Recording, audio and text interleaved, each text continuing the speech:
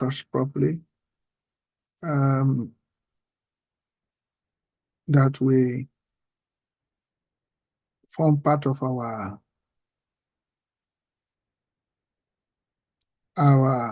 expertise that is needed for the industry. So, okay, right. You're welcome to the training. So I'm going to start as usual. Kind of put some few interview questions that you need to answer. Okay? Right.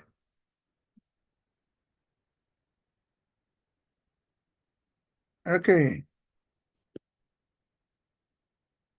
We started with a, industry question the other time, the last time we came here. I lay emphasis also on financial setup as well. And we examined the retail industry and manufacturing industry.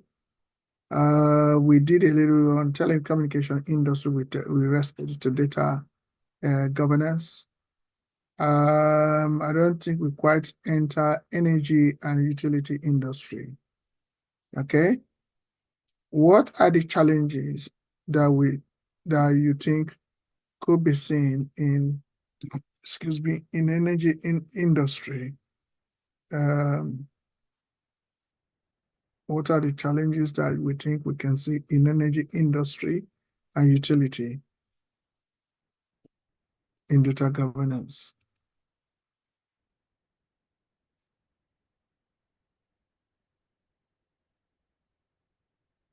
What do you think are the challenges, or maybe challenge, just at least mention one that you think that you can mitigate against in terms of your program?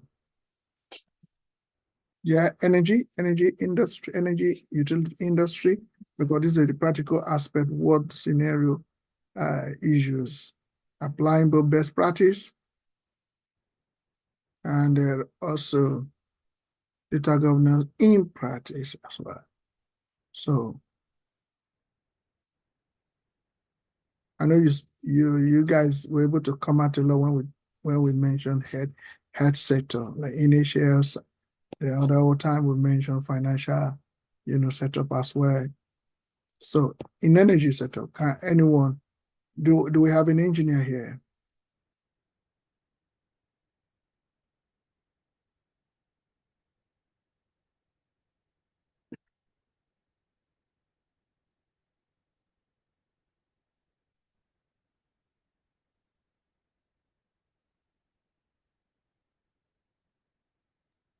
I think it will be like the same in other organizations or in other sectors where you also have a problem of data privacy and security. That will be one of the challenges, trying to make sure they have a robust system in place.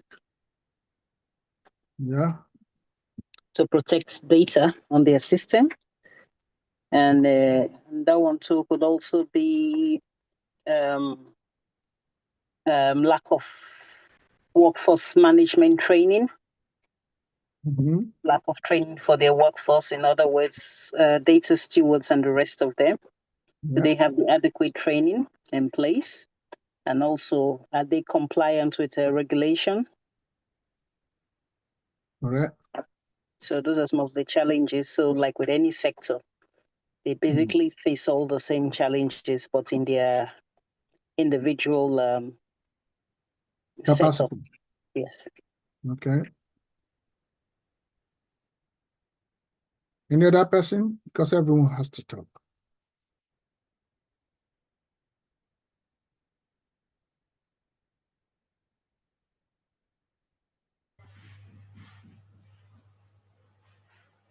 Yeah.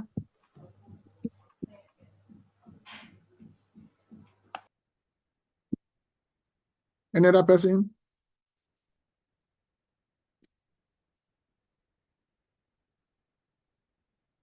Yeah. Nancy?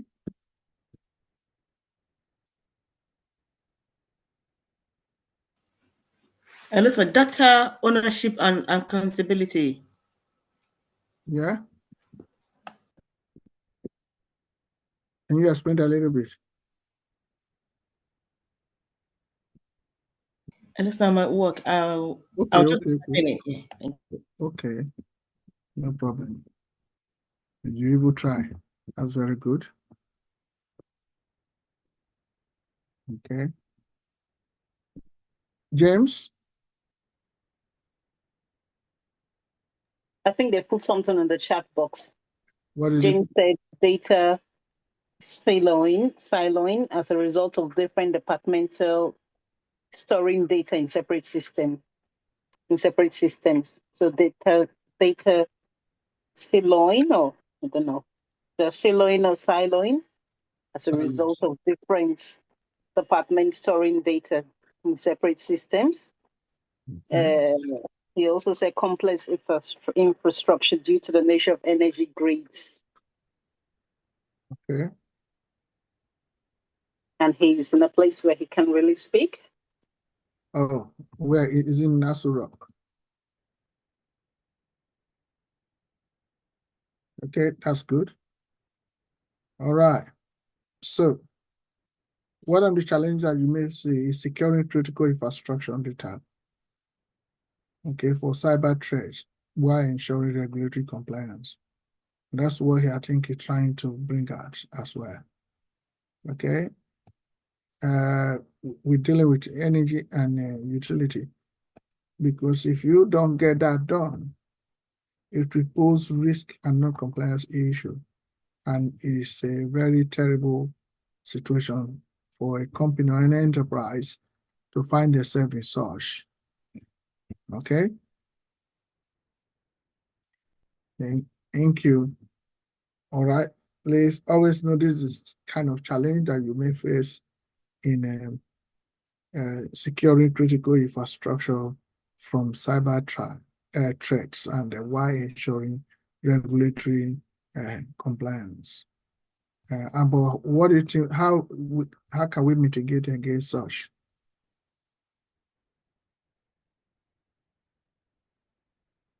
How do you think one can mitigate against such?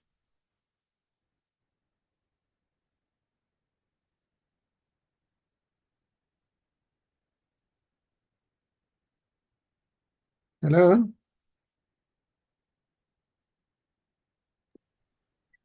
Hello? Yeah, what do you think? How can you mitigate? What are the ways you can use to mitigate against such against security? So making sure you have well tailored, probably to that organization, well tailored cybersecurity in place, training. So the challenges they face will also be the solutions to the problem. Making sure people are well trained, adequate labor or workforce in place, making sure people you actively engage with the employees, or making sure senior management actively engage with employees to know while they are actually doing why there's actually a data government management kind of practice in place. Okay. Like I said, making sure there's a robust security system in place and making sure the compliance is adequate to monitor any changes in laws or any changes in regulations or policies which might be coming up. So making sure they're compliant. Okay. That's good. Yeah. Okay. All right. Thank you so much for that contribution. Actually, so. And another thing is that zero trust security models to protect sensitive data. Okay. If you say, "Oh, I trust this data coming," it can come. It might happen different ways. So that's why you see sometimes when someone sends something to you, if you're about to open the email, they'll say, "This email contains this, that. Do you trust the sender?" Have you received that before? Numerous times. Okay, so they are trying to tell you that that is zero trust because Mhm. your system doesn't accommodate trust. So when they have zero trust, it is you that will it is you that will admit that person in. So we need to always adopt zero trust security models. It's a model to protect sensitive data. In this case, we can also say data, because when it comes to energy and utility industry, you got to know that those data are sensitive. You can also use advanced analytics, to detect and respond to cyber threats. So, and it's also normally enshrined in your program and automatically put in place. So, if it's automated, you can be sure that it could detect any threat coming from cyber attack. And another thing, as a manager governing the program, you need to regularly update data governance policies to align with industrial regulations as they're changing. And because in the digital world, things are changing, especially when it comes to contemporary issues. So as they are evolving, you need to update your policy to accommodate the complexity of data you're handling, especially when you want to migrate from one platform to another, or maybe you are scaling up, to that effect. Okay, is that okay? Yeah, Yes. good. Yeah, so let's talk about education, the education industry. Okay, this is very important for those who are working in the education sector. Okay, now in education sector, what do you think is one of the challenges you may face?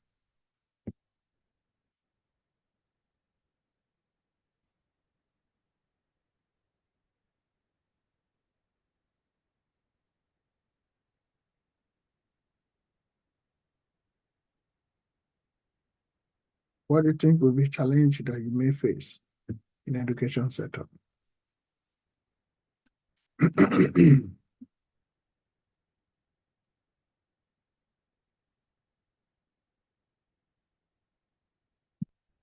Have you got something to do with student? Yes. So what do you think will be the challenge that you may face if you have something to do with student?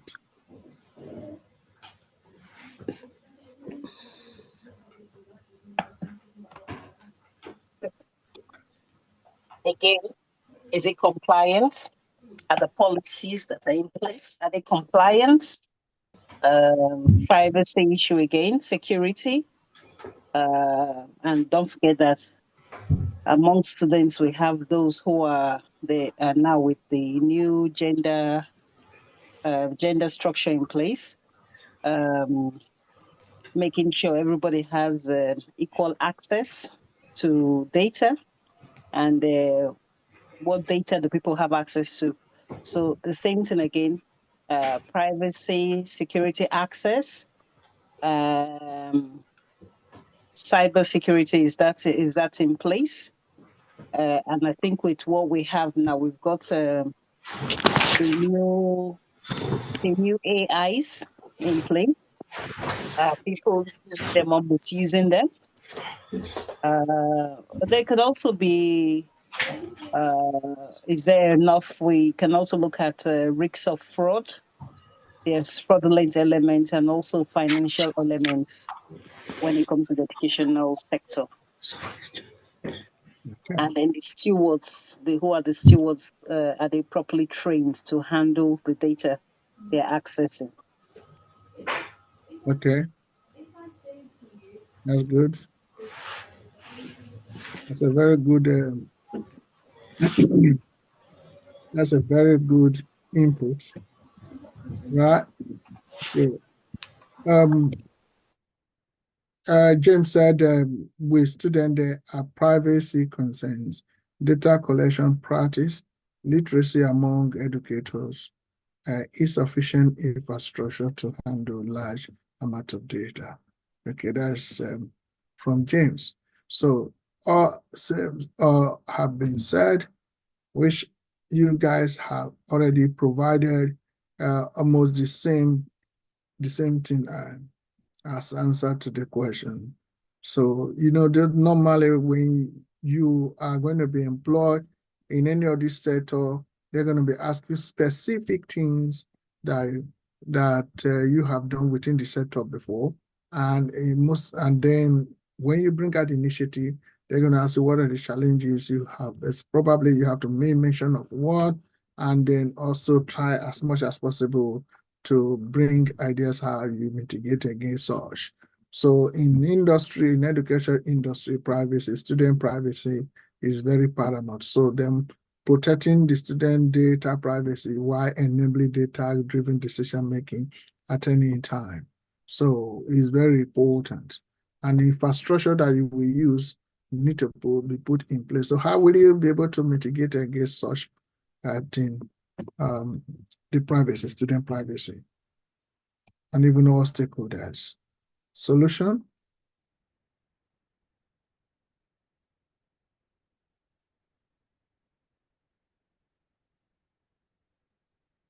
I think the solution has to be, you will see it in the problem.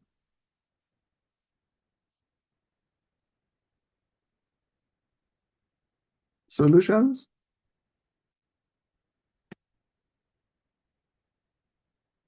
Okay. So you can. Solutions will obviously be the reverse of whatever challenge. Yeah.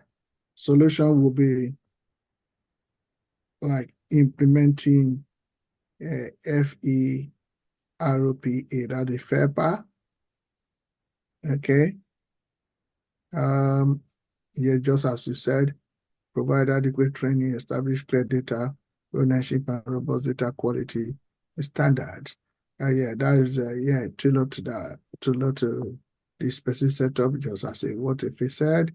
So you can also implement FAIRPA, that means Family Educational Right and Privacy Act, which they handle the complete data governance policy that have to be enshrined in the policy.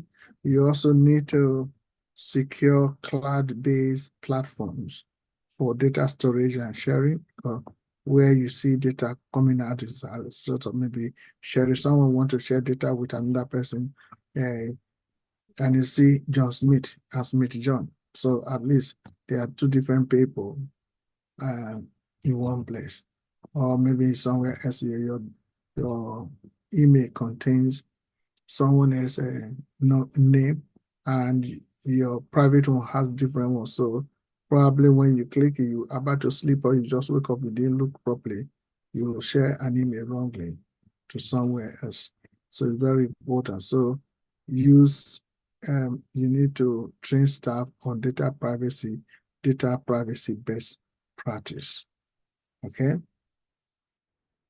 Best practice. Okay, can anyone define best practice for me here, please?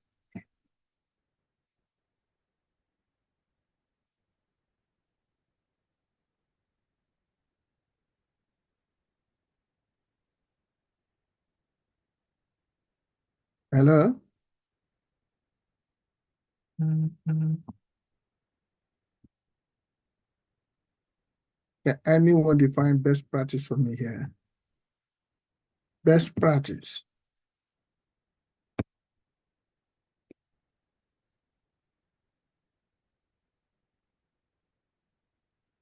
Okay?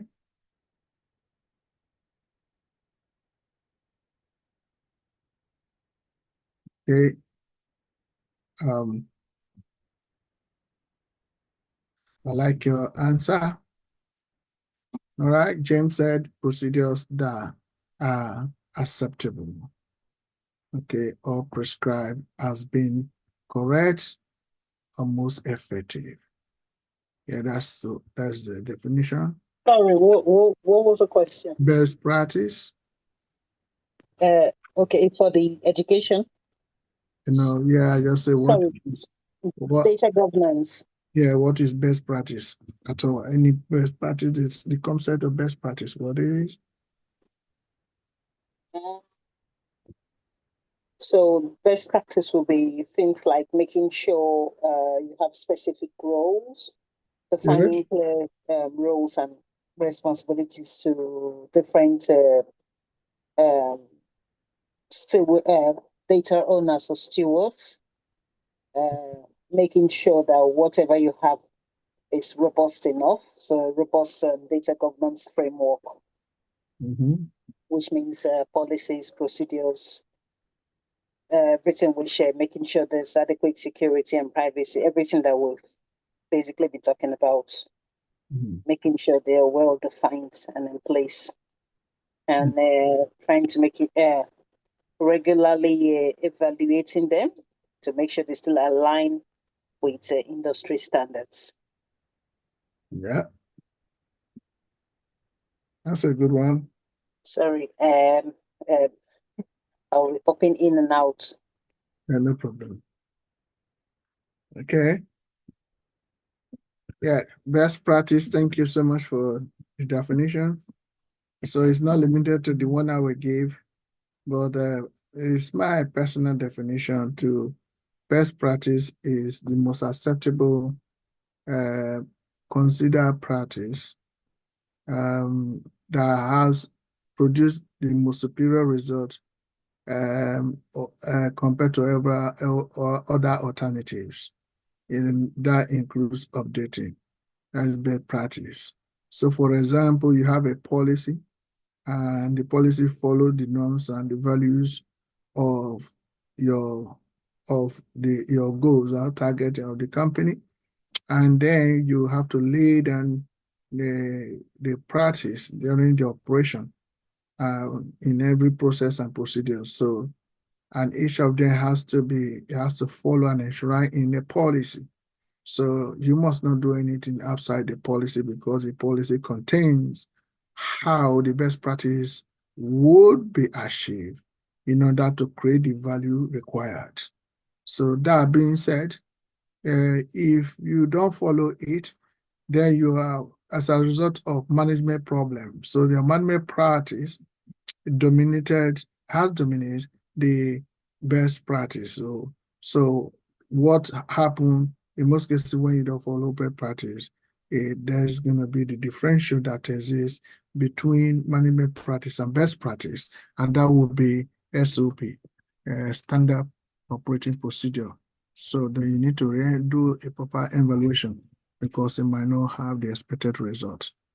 So best practice is best practice including update. So now if in education, we're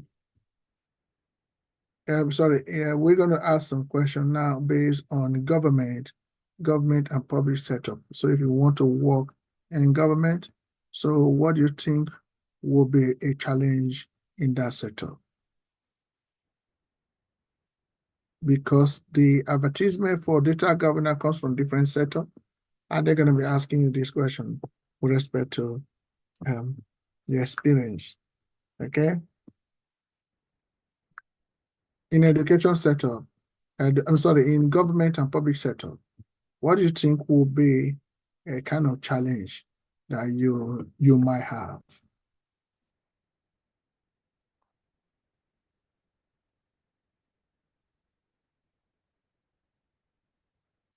What kind of challenge you think you may have?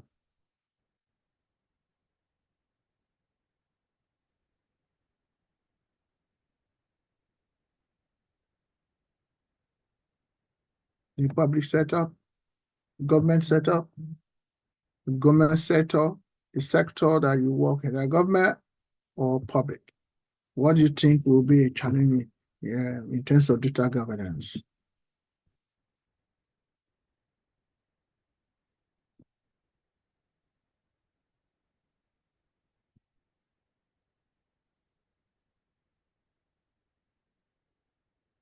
Yeah.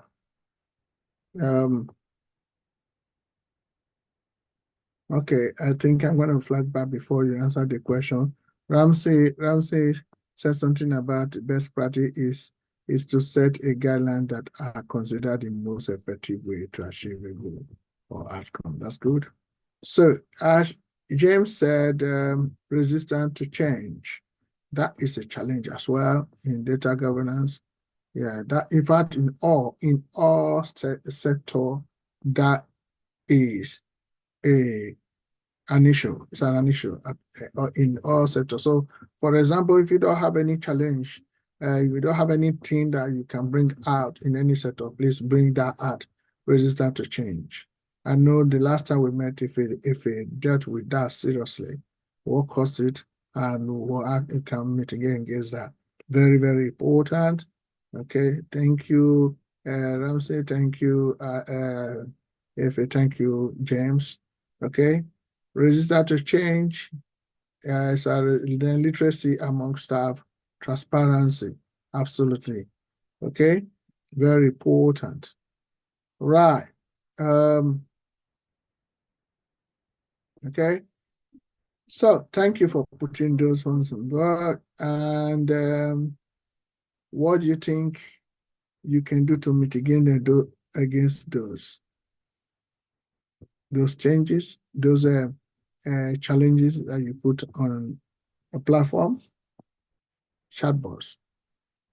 Making sure you have the right staff in place by training. Okay, by training. So, and if it is not by training, it will be by hiring, isn't it? Yes.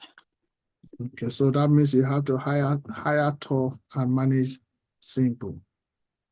Okay, and then and of course that will lead to finance. We'll talk about financial situation of the company. Yeah, that's what I want to say. If you are not in a position to do that, then what will suffice will be the training. Find someone who have passion to be trained to that effect, because you can train some people, it's like they are being pushed to be trained. Okay, so you identify that because you want to be a very good team. Okay, train them with respect to what's expected for them to deliver, especially the change that you are initiating. That's good. Okay, I have an answer to that. And then there's also technological fear, because some of the older generation might not be open to learning new systems. So what would you do? The problem is, if the older generation refuses to learn it, you want to bring in newer people, but bringing in newer people leads to a lot of issues, like, do you get rid of the older staff or do you leave them in there? And then, of course, there's that resentment from the older staff to the new people that will be brought in. So there's always a catch-22 in there. Yeah, I'm gonna throw it at everyone, and so it's all about ageism. Yeah, if you don't have the budget for to build a new capacity, and you see the people who are resistant to change by virtue of age and interest, because exactly what I was going to say. They might be there, even if they're resistant to change and you want to train them. Are they really interested in being trained in new systems, or they rather stick to what they know? Yeah, if they're not interested, how will you do as a manager to keep encouraging and engaging them? Maybe show them new, actually give concrete examples, organize workshops that will get them, not just boring workshops, but workshops that will actually engage their attention with a lot of practicalities thrown in there for them to learn by practicing. Yeah. Is there any other thing you can do to influence them? Maybe, depends on the financial capacity of the organization. If there is money, talk about incentives, bonuses, salary increment. That's good. To motivate them. To motivate them, yes. Yeah, so that's why I'm just trying to, neither here nor there, but then when you are kind of answering this kind of question, you need to make sure you look at your goals, you look at the budget of the program and what has been used. If we don't have, how do we,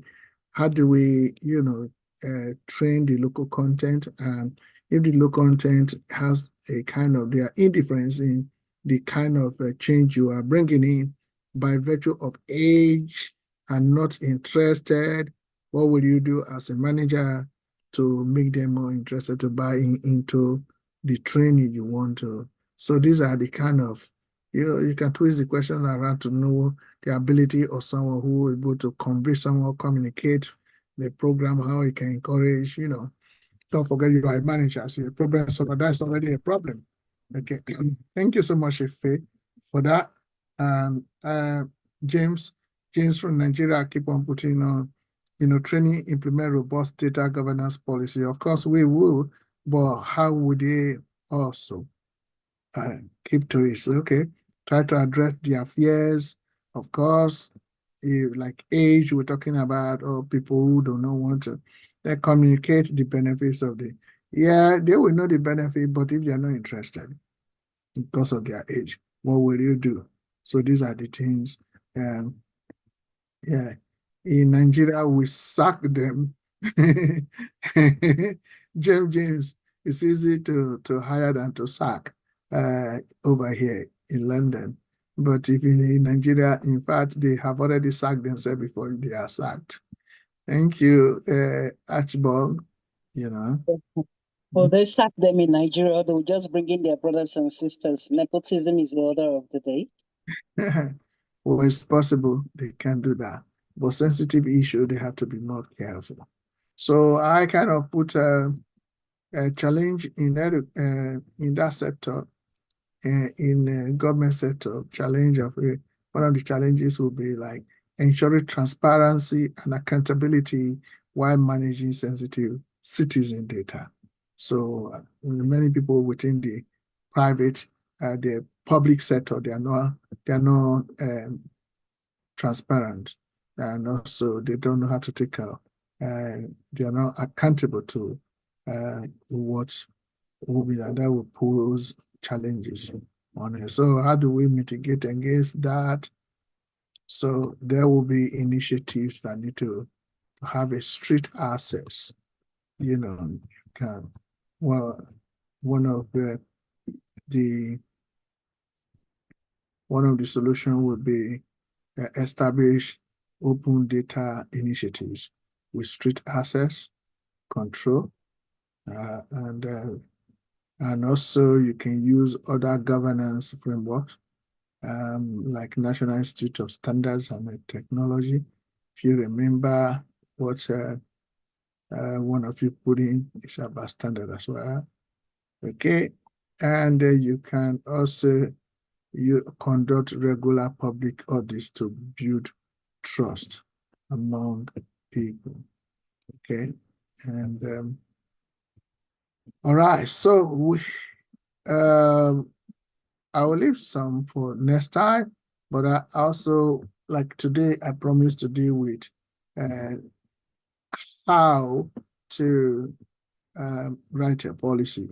I told those who attended the last time that one of the issues that we keep on having, some people don't know how to write policy, okay? And to write policy, it depends on the enterprise himself. So now, when you talk about policy, in data governance, it's actually the formal, framework that outlines how an organization manages, protects, and utilize its data. That is very important. So the first thing they tell you in your duty will be able to create or develop policy. So if you don't know what policy really means in keeping in context data governance, then it will be difficult for you to create or even develop existing in robust enough to meet up with your complexity of data you handle within the establishment. So what that means, they say framework is like a structure When you're building a tent, you put framework. Building a house, you put foundation, put framework. Okay, and every other thing now be added to it. So framework that outlines how enterprise managers or or managers protects or you use its data. So what it does in that policy, it establishes roles, responsibility, and processes needed to do what? To ensure data quality, security, compliance, and ethical use of data. So this is also a well-defined policy which helps enterprise to mitigate against and also improve decision-making to meet regulatory requirements. So how do we do it? The first thing you have to do is the first step you have to do in your policy is to define objectives and scope. I hope are you writing it down? Anyway, we'll record. You can get that much later if you get the links. So the first thing you do when you're drafting a policy is to do what? To define what? Objectives and scope. All right? And there we identify the purpose of, the purpose of the data governance policy. What is the purpose? If, for example, you're going to talk about compliance, you're going to talk about data security, you're going to talk about data quality. So those are the purpose. Okay, you can divide to say the purpose of this policy is to address compliance and regulatory issue or quality issue. So very important. Okay. Bless. Thank you. You can, thank you, Ife, as well. So the purpose is very important. And then you can also, in that definition of objectives and scope, you must be able to determine the scope with respect to data governance, for example, data types, the types that you can type of data that comes to you, and business unit who is handling the data, and the geographic coverage. How far this data be covered, and where and when and how. So the geographic coverage is very important. Okay, I hope you will put it is. Do you have anybody has anything to ask on that? So if we were defining a policy now for this platform in which we are, how do we go about it? For the purpose now of our group now, we want to define a policy for our group going forward. Yeah. How do we put this into practice? Yeah, first of all, we already have a goal.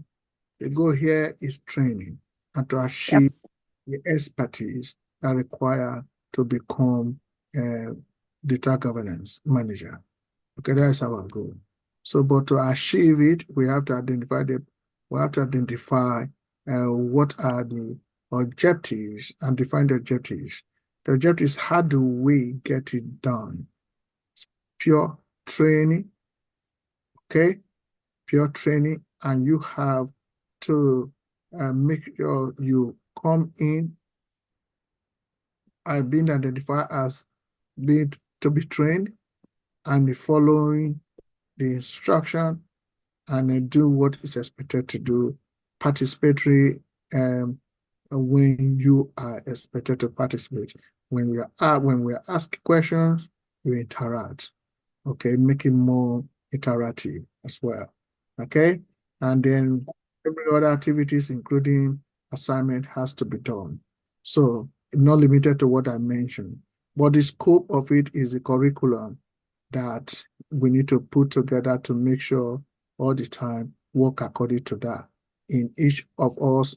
Then the curriculum will carry out every aspect of data governance. So that is what we're doing. That's how you define the objectives and the scope of it. Thank you. So if it was in the case of, let's say I was going to draft a policy for, take for example, my church, one of the things I would say would be what's the security when it comes to the guidelines for the data, who has access to the information we're going to put online. Will the information, say for we're putting the drafting the policy, will it be open to members of the public, or will it just be for the church members, or will it just be for the board of trustees within the church, right? Well, And then I would say, and then who is going to be involved? Who's going to be involved in it? Who's going to be involved in decision making concerning the church or what, or the organization or the school or whatever, right? That will be part of the policy. That will be part of the purpose of that policy, yeah, right? So I will establish the guidelines for who has access. I will establish guidelines for who has security, who has, if it's going to be secured, is it going to be secured? That can people access the policy or can they not access the policy? And then the scope now will be, the scope will apply to everyone within the church. It will apply to both people outside. If we have suppliers who are supplying us, say, for example, tracts or flyers or things like that, the policy will apply to all of them too. Or will the policy just apply to us within the church? And then what will that scope include? Will it include the information of everybody? Will it include both the personal and our suppliers outside, who are, in this case, our customers now? Or will it include just the people inside the church? Or it will include also external trustees, a building, the owner of the building, the owner of the chairs in the church, the owner of the, if we're hiring anything, will include all those people. And will it also include the financial and operational data, how we operate the church? So, of course, will that information be for only a certain group of people who are managing the affairs of the church, or will that information be for everyone that would have access? So those are some of the things I will decide in that policy, right? Yeah, when it comes to policy, yeah. So it's about you now and your stakeholders. You can't just do the policy yourself without the stakeholders. So they have to agree, and also they have to classify the the data, whether they are going to be sensitive data that only have an only authorized access to, and also they're going to be the ones that will go to the public if you want to socialize it as well. And then if anyone wants to have more information, they can sign in.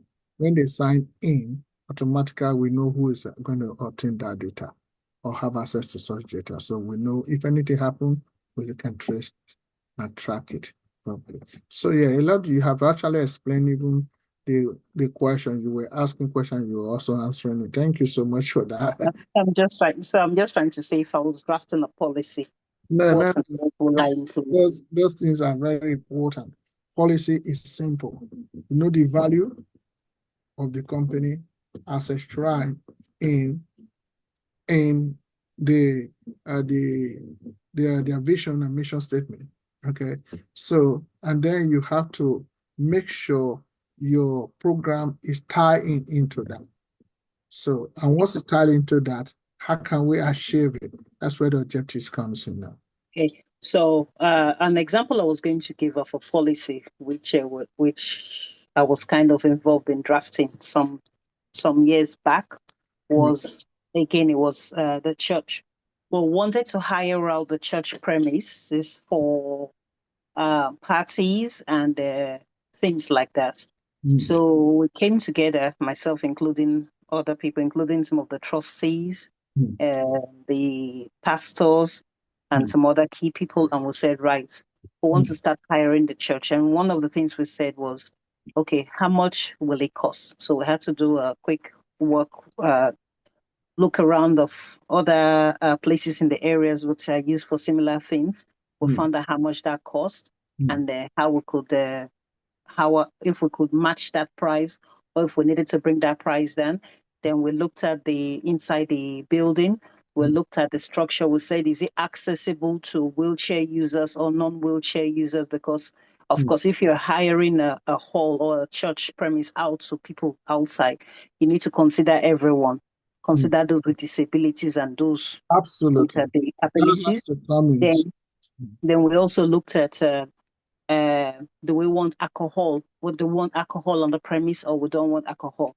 Because it's a religious house, because it's being used for service on Sundays, we said we do not want any form of alcohol. So, of course, that automatically means the price will go down, because a lot of people outside, when they do parties, they want to bring alcohol into their parties. So we said this is strictly no alcohol premise. And then we also looked at what time the place will open and what time we want it closed, because Saturday nights, usually during the summer, people want to do parties and then they want to extend it into the wee hours of Sunday morning. Of course, that could not take place in the church premise, because we needed to use the place for service on Sunday morning. And then we said, are we going to put it out there in the public domains, such as Facebook and all those places? Because putting it out there means that it's open to the whole world. It means that everyone, irrelevant of religion, irrelevant of beliefs, irrelevant of gender, can hire the place. So we said, do we want that, or do we want it to just be word of mouth? Yeah, you know me, I know you, I know someone who knows someone. So we looked at all that before we could include that in the policy, because it's doing policies are very easy to do, but once you go, once there is a flaw somewhere, or there's something that's missing in that policy, then you could be liable to the law. You could be liable to be taken to court. So we had to make sure everything was tight. Yeah, it's because a legal document. Yes. And then we also said, do we bring in people who will train that when they come in, they stay there all through the party, and then they're the ones to shut up the place. And then, of course, there's also the risk that if they shut the place up, is it okay for only one person to be on the church premise when they have a party, and then you lock up around about 12 midnight? Or do we need more than one person? Do we need to pay them? Do we need to train them as janitors? Do we need to clean the place? There were so many things that went into that policy. Yeah, on that basis, you're talking about the scope now. Yes. So it's very important. So what does it contain? So apart from the objectives, what is the scope? Okay. Yeah, that's a very good one. Any other person? Before we go to the next stage that someone need to put into cognizance. Okay, let me talk about the next one. Yeah, but you can always take me back to wherever you want me to be taken back. So the next stage in policy drafting in data governance will be establish governance structure. Okay, that encompasses the defining rules and responsibility in data governance, such as data stewards, data owners, data committee,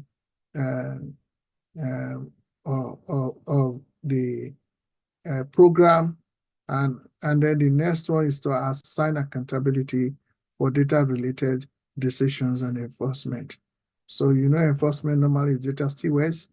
So decision maker in terms of policy and that a great role of the governance itself. So what is that you establish the organogram, the organizational structure, because you have framework already. You have to organize the structure of the program.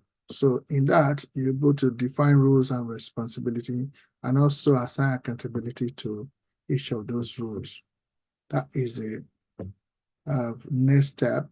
And I don't know if does anyone have anything to say about that? because I'm going to ask more questions on policy when the time comes. If you're looking for any job, you will see that one of the things is to create and develop Policies. Yes. So on that basis, how to do it? Because first of all, they're going to be asking someone really want to squeeze you very well, quiz you so much that how do you develop policy?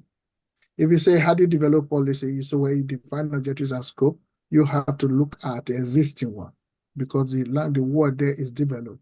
So if you look at the existing one, if it doesn't meet up with the present data governance expectation, then you develop. How you developing? You have to redefine the purpose of the data governance policy, and also you have to determine scope. If there's added scope, then you have to redetermine them as well. So, and this, we also need to establish governance structure, whether if there has been a structure. So what has changed? Now you come in as a data governance, you need to be incorporated in that organogram. So what will be your role and what will be your accountability in terms of you being enshrined to the structure.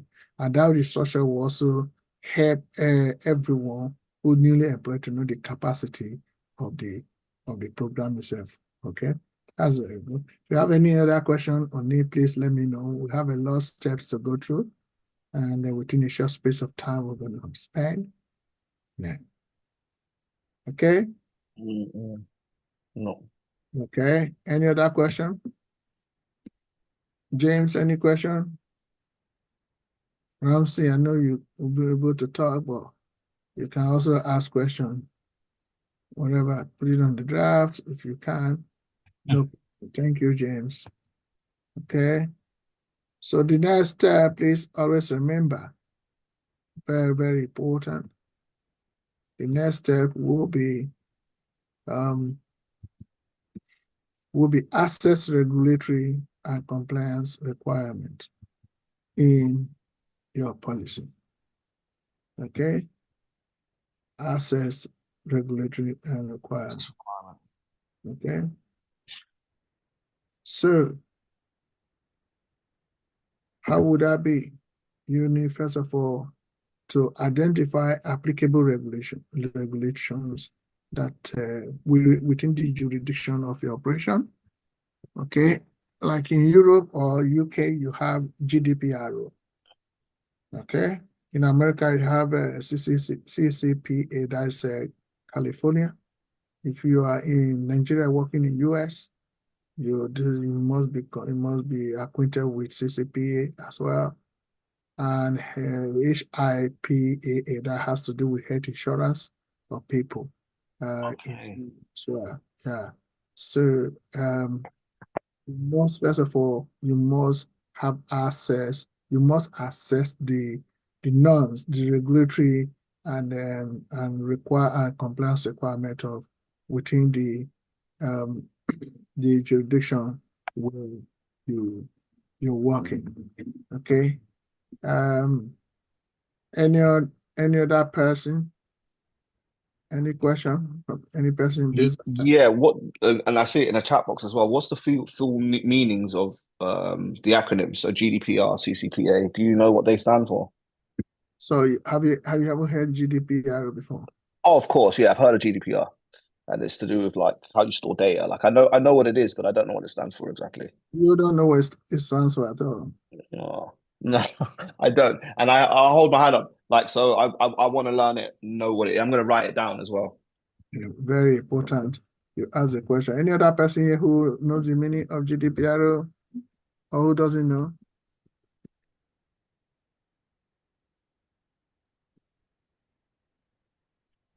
Any other person who doesn't know the meaning of GDPR? I think you should just put it for everyone to see. Yeah, I'm going to write it down. Okay, GDPR General protection. data protection regulations, right? Yeah. Okay. I have heard that before.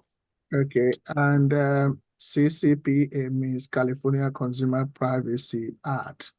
That's in America. And also HIPAA is Health Insurance, Portability and Accountability Act. So, depends on where you're working. If you're working in Europe, GDPR is in vogue. Knowing fully well that UK is no more with Europe, they still operate it, but tailored to their own settings. So, and now probably I have to say, I have to not just only give you that, I have to probably tell you what it means fully. Is that okay? Yeah. And so that you don't forget this at all, anytime. All right. Have you heard of it before? Heard of? Sorry, have you heard of GDPR before? Have you been trained GDPR? Because definitely if you are dealing with public, you must have the training. Have you heard of it? Okay. Now, Yeah, I have. okay. In Nigeria, have you heard of it before in Nigeria? James? Do you have any kind of setup in Nigeria?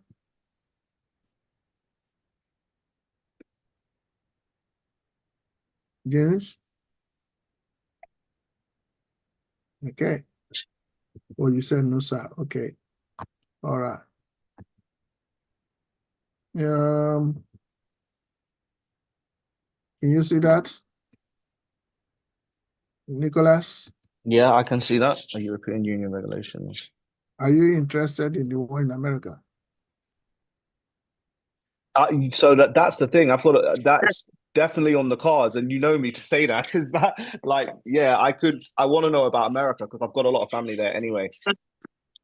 Okay. So yeah, I think it's important to put all of them because when you look at a lot of job descriptions, when you look at job descriptions, they ask that knowledge of GDPR, CCPA, and HIPP. Where's the other one? HIPP, HIPAA. Be like a I need to write company. this down. They ask for it in job descriptions. Yeah. So when you see them, it looks like Greek. It looks like they're speaking Greek, but it's quite easy because it's just generally talking about data protection.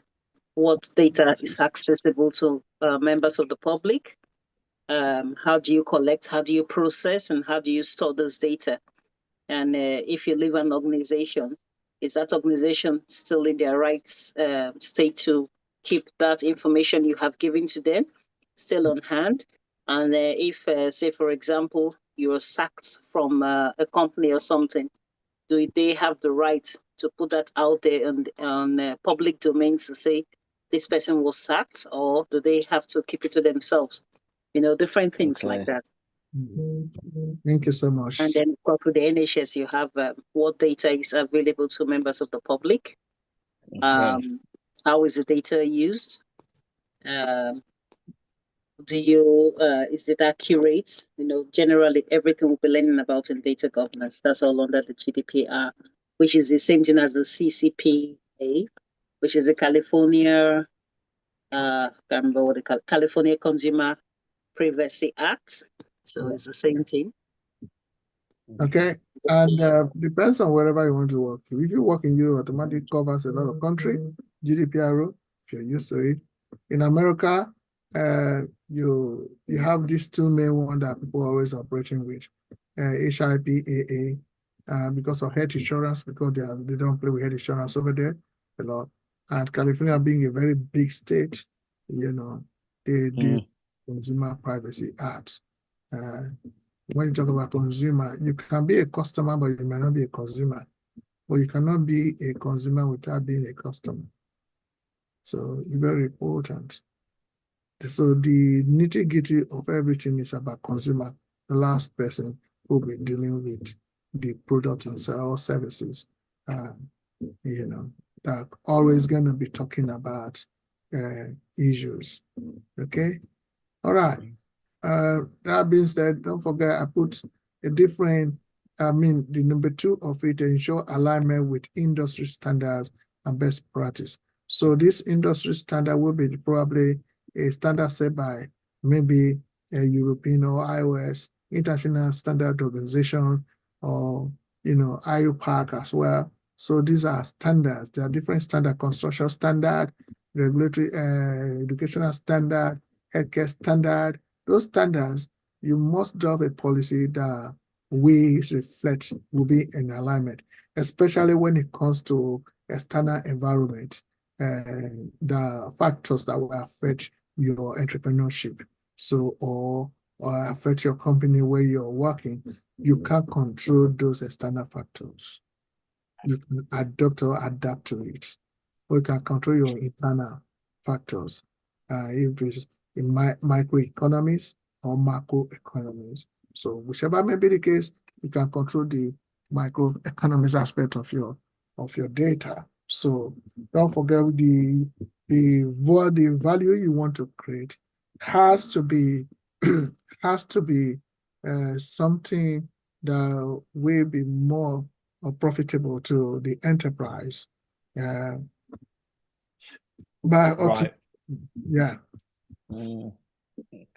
Okay. So if you're going to make it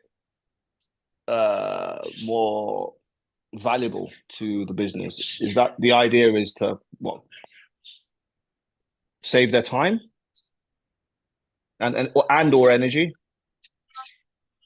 Yeah. Whichever may be the case, whichever may be the case, you can call me if you can call me on training, you can call me. So whichever may be the case, you ought to know that by employing you into that, you're going to create value. Correct. Yeah. Okay. No come without defining what you want your goal is. Right. I understand. The goal will tell you the value they want to create. You need to govern data. That data you're going to govern need to have a program, and that program have a policy, need to have procedures, scope, and standards. So then when you meet up those standards, in terms of practice, become best practice. Okay? So if you look at the component of data governance, we know that those things are all set up there. Okay, that's what creates the value. But then there are challenges. That's what we'll be dealing with, for some time now. Okay. In the sector. Okay. All right. So, yeah. Okay. So we also have the first steps will be develop data classification and handling rules in the policy that you need to draft. Okay, in data governance policy, you need to develop and also develop classification and handling rules. How do you do that? What you need to do is to categorize a database on sensitivity. We mentioned that the other time when we were speaking. First of all, you have to look at the database, how sensitive it is. If it's public, what you're going to give to the public. Okay. And also internal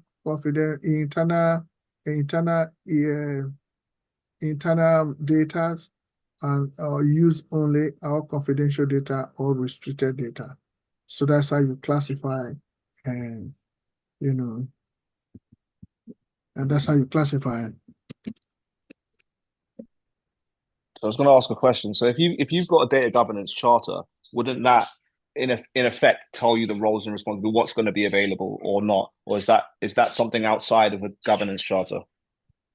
Well, don't forget that you're not going to be having this policy alone. You're going to be having to discuss with the stakeholders. So in most cases, the stakeholders know what is sensitive information that does not need to come out. Mm-mm. So when agreed, then you now classify it. Is that information sensitive only for out of not to reach to the public, or is only for going to be internal consumption, or is it very confidential? Right. Well, people are restricted not to get access unless they are authorized. Okay. So when you reach that level, the first stage of how data be classified and handled, then the rules are well established. Then what again? Yeah. You access controls, like I just said, and protection measures for each category. So if you have a public, if you put something on your website, a public domain, they'll have access to that. That classification is for public alone. Public can have access, especially PRO, the public relation officer, will say, "Oh, we pride ourselves in this and that, and that. This is what we do. This is how we do." That is a data. Right. Yeah. So then, if you want to know more, they will say, "Log in, log on." Then you register. When you register, they give you access, authorized access to any internal document that make you. And they can track who has come in and where the person coming from. Okay? And another thing again you could do is you could say that there's a confidentiality, means that not everybody within the enterprise have access to that confidential sensitive data. So there are few people, very, very few people. It could be, the chief executive and other thing. And we also have sensitive data with respect to restriction. Okay? Like FBI, we have only FBI and the president. But after even the president have been briefed, then if FBI thought it fit or the president thought it fit to have that information, you can have it on paper. Otherwise, no other person have access. That's well restricted. Yeah, so do you understand what I mean? So yeah, completely. Yeah. Yeah, so that classification is very, very important. Okay? You get that? Everyone. So we have you to stay, but we have a lot to define. So yeah,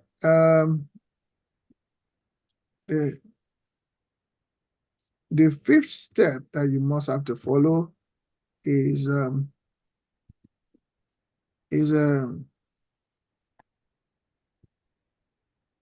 you define quality standards. Define quality standards. Where have I written? That's better. This is very important. You have to define quality standards. Okay? The quality standard will be established data accuracy. How accurate will data be? Completeness, how complete will data be? Consistency, how consistent will data be? And integrity criteria. Okay? The criteria to ensure that there's integrity. So that means you cannot have trust in that data. So their criteria need to be set up. Another quality standards. You also need to define within the ambient of data quality standard how implementation will take place. So you have to define how to implement processes for data validation, cleansing, and monitoring. So in this is like processes. You want to carry out validation, there must be a process. And you have to put that within the standard, and also you want to cleanse data, there must be a process. If you want to monitor data in terms of automation, there must be a process. So that has to be defined within the standard, okay? Especially when you're using Power BI to do cleansing and also do a lot of validation and monitoring as well. Set up automation in order to produce an alert wherever something that is happening within your platform or domain. Okay, so you have to define data quality standard. People find it difficult to draft policies just because they have not come to really know how each of these policies can be drafted. So this you have to define whatever concept you are policy you are putting in place. Okay, and any question on that?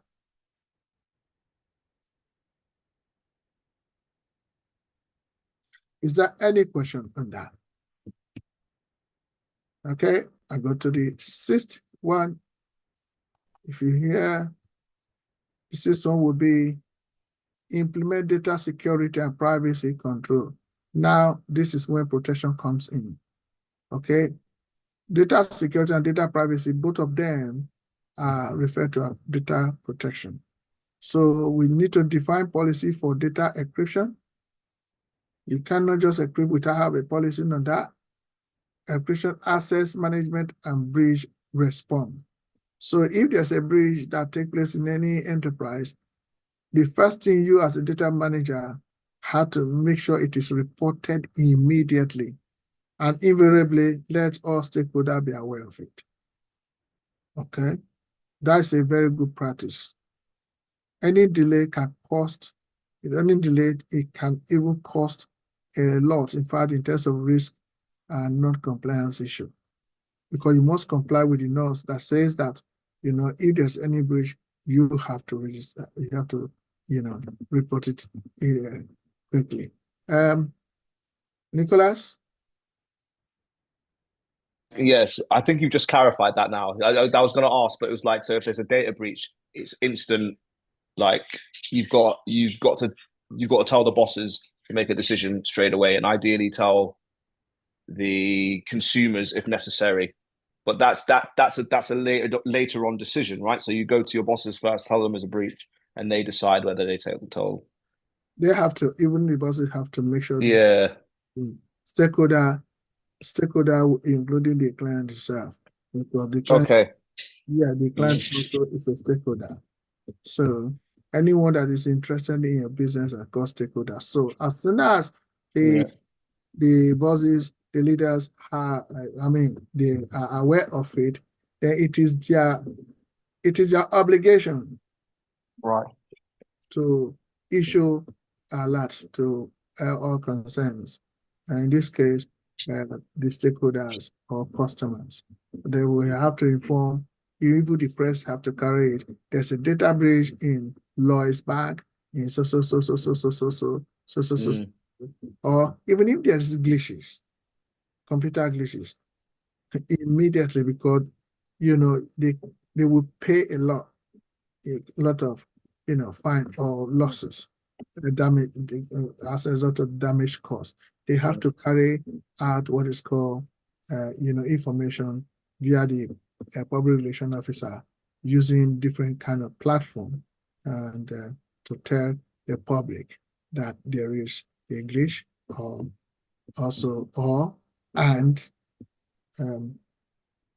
breaches that are taking place. So when that of Microsoft happened last year, was it last year? You see, everywhere was having a lot of problem.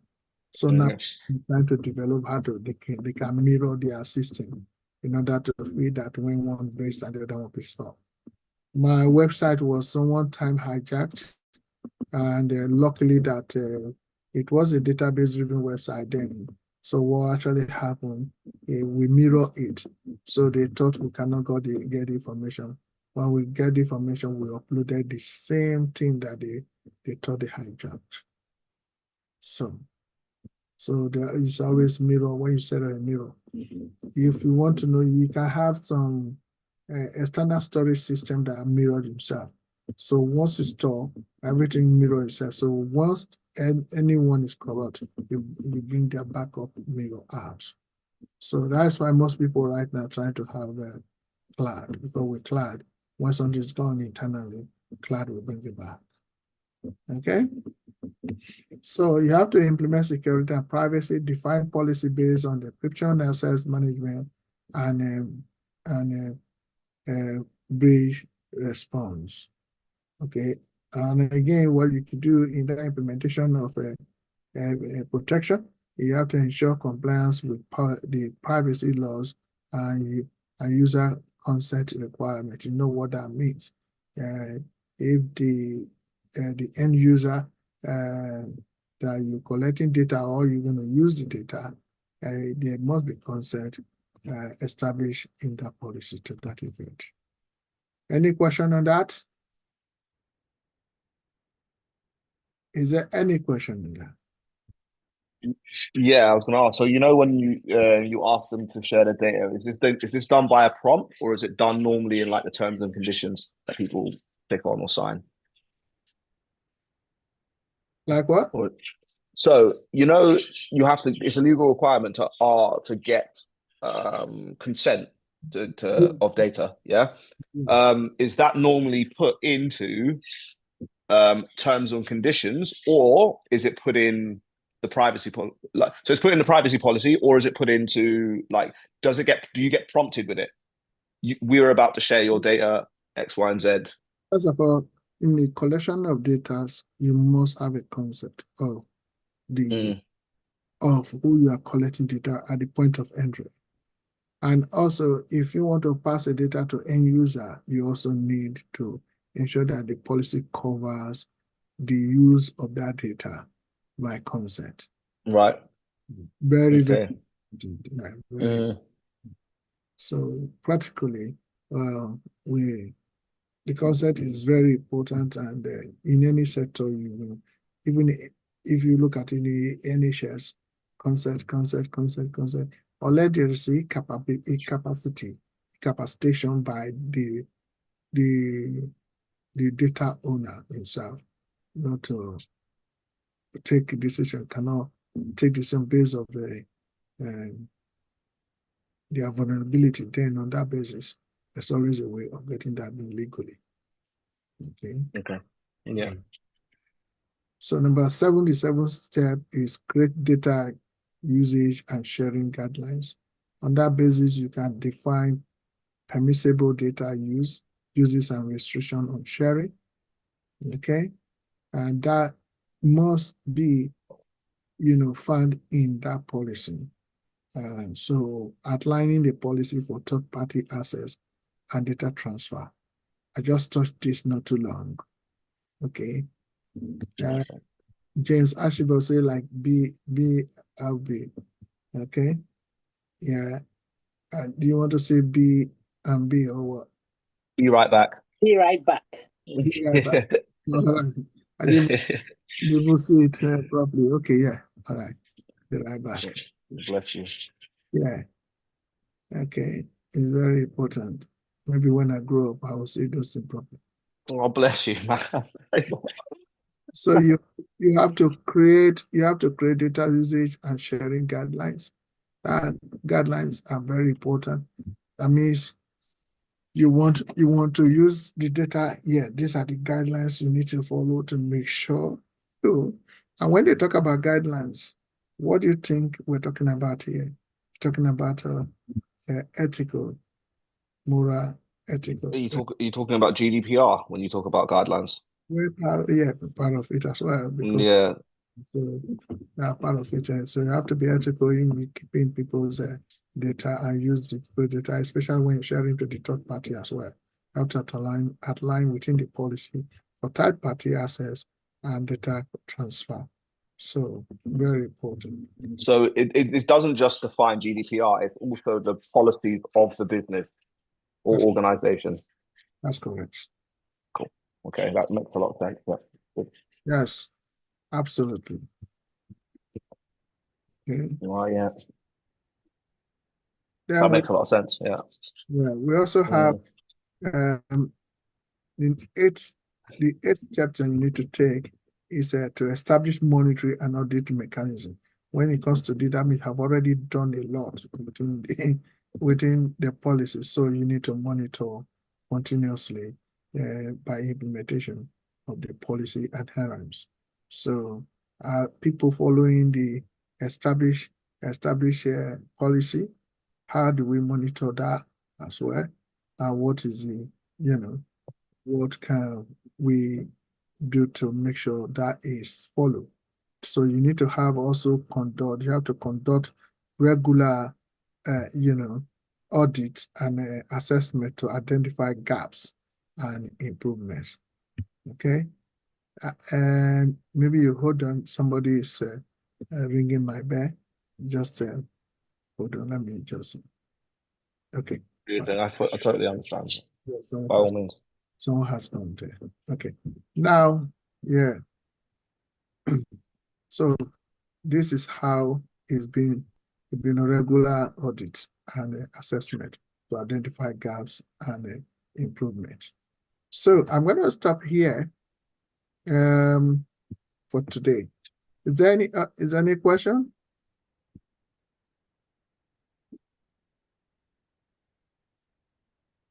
Hello. So I'm going to go through a lot of this, and I'm probably going to come with you. I'm going to come with a lot of questions afterwards. But I'm gonna research this properly, and then I'll fire back a lot of questions, basically.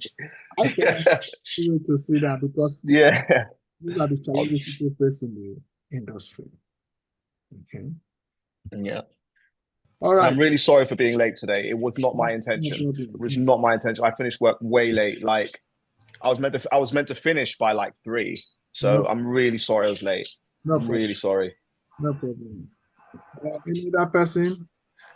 So how can I get the full? I've got some of the questions down, but I missed some of them. So how can I get it, sir?